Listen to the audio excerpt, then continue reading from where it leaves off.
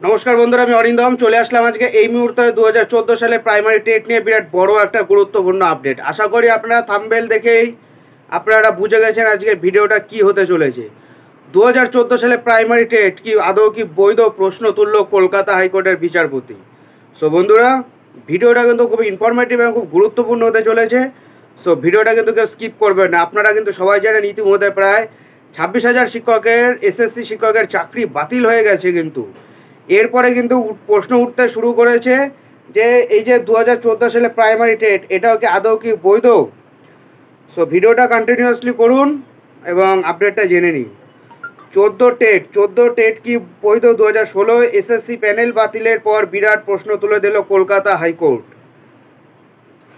সম্প্রতি কলকাতা হাইকোর্টের নির্দেশে প্রায় 26,000 জনের চাকরি বাতিল হয়েছে। এবার প্রাথমিক টেট নিয়েও প্রশ্ন উঠে গেল।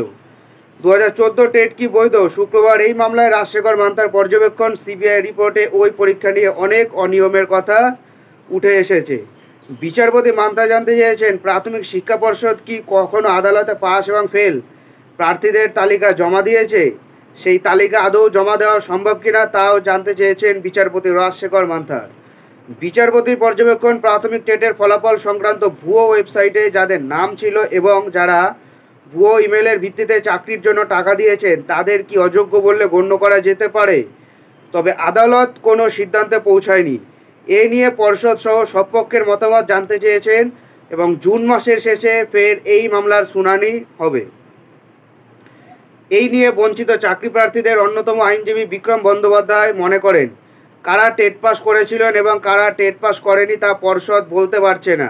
তার ফলে এখনও পৃথক করে দেখা সম্ভব নয়। তবে যাদের কাছে উত্তরপত্রের প্রতিলিপি আছে তাদের পাস ফেল নিয়ে সন্দেহ থাকার কথা নয়। 2016, 2020, 2022 সালে শিক্ষক নিয়োগ প্রক্রিয়ায় অংশগ্রহণ করেছিলেন 2014 সালে টেট উত্তীর্ণরা।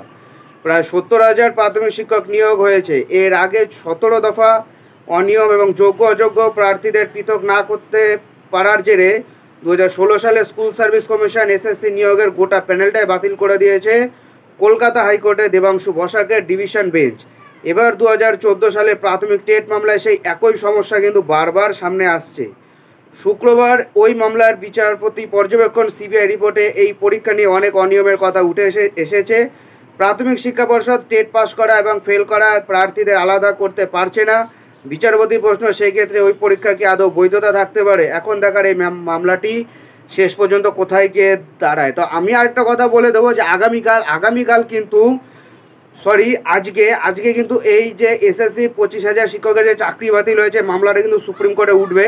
আজকে কি স্টে পড়ে না কি হবে সেটাও কিন্তু এই কেসটার উপর কিন্তু অনেকটা 14 সালের এই যে টেট এটাও কিন্তু বিচার করবে, অনেকেই করবে এবং করা উচিত। কারণ দুটো মামলা কিন্তু একই ক্যাটাগরি এগোচ্ছে, সেই ওএমআর দুর্নীতি।